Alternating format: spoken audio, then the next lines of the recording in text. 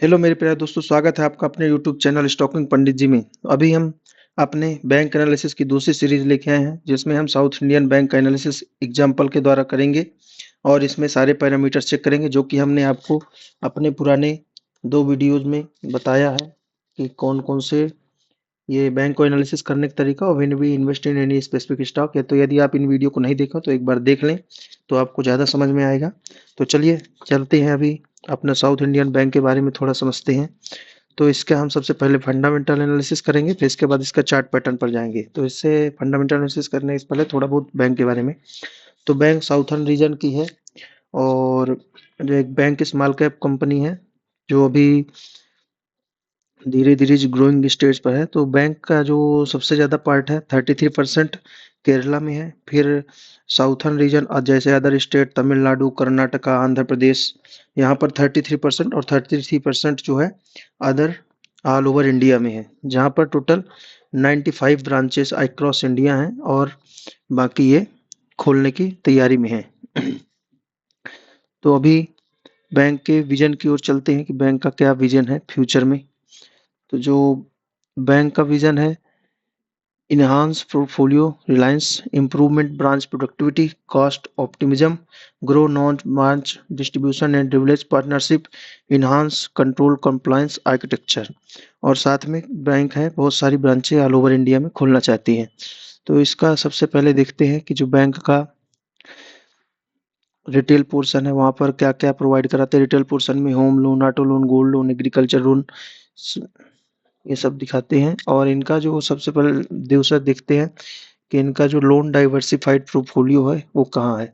तो loan diversified portfolio के लिए इसमें ये रहा।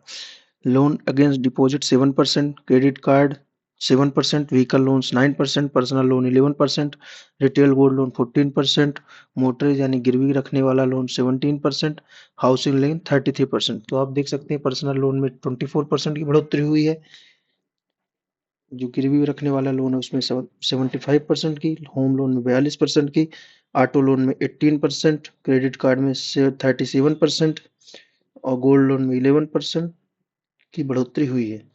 तो अभी ये इस हिसाब से तो बैंक अच्छा है, डाइवर्सिफाइड है।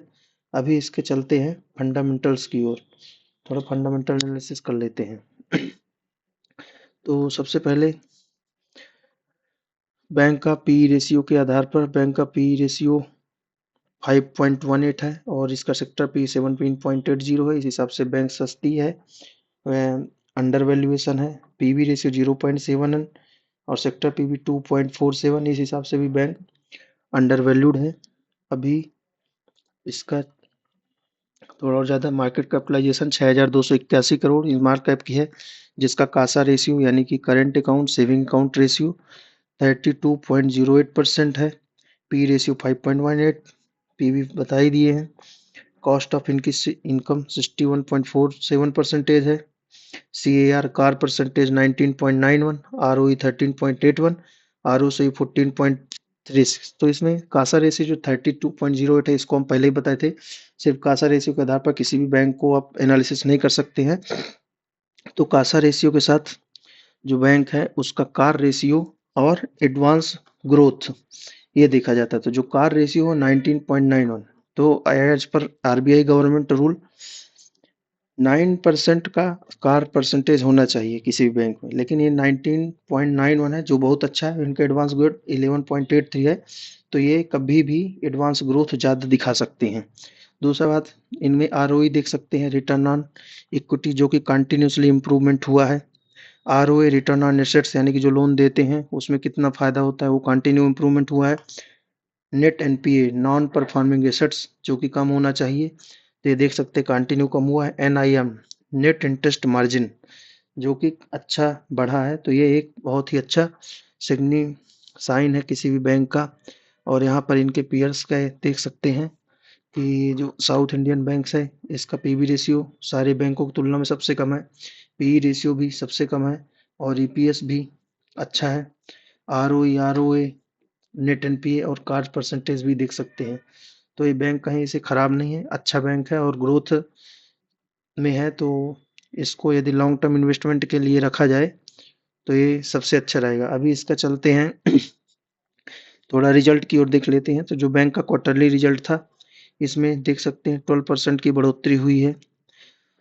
नेट प्रॉफिट देख सकते हैं अराउंड 12% का बढ़ोतरी हुआ है, और ईयर बेस पर जो प्रॉफिट हुआ है उसमें अराउंड 18% का प्रॉफिट हुआ है। तो जो हम पुराने वीडियो में बताए थे कि किसी भी शेयर को कैसे ले, उसमें बताए थे कि जो भी एस्टिमेट है उससे ज़्यादा प्रॉफिट हो तो भी बैंक किसी भी शेयर में इन्वेस्टमेंट कर सकते हैं। तो उसके आधार पर भी ये बैंक एकदम खरी उतरती है।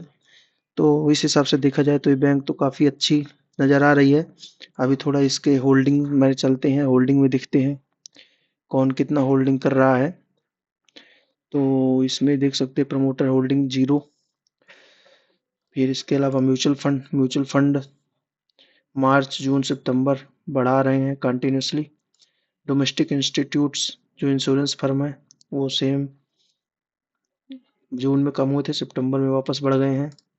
फिर इसके अलावा फॉरेन इंस्टीट्यूट जो घटा रहे हैं वो तो सब जगह बेच ही रहे हैं, तो उनकी बात ही क्या करना। रिटेल एंड अदर्स यानी कि जो रिटेल हैं 56.09, और अदर्स मतलब जिनके पास इस बैंक के 1% से ज़्यादा शेयर हैं 21.18% वो लोग हैं। अब इसके चलते हैं चार्ट पैटर्न पर।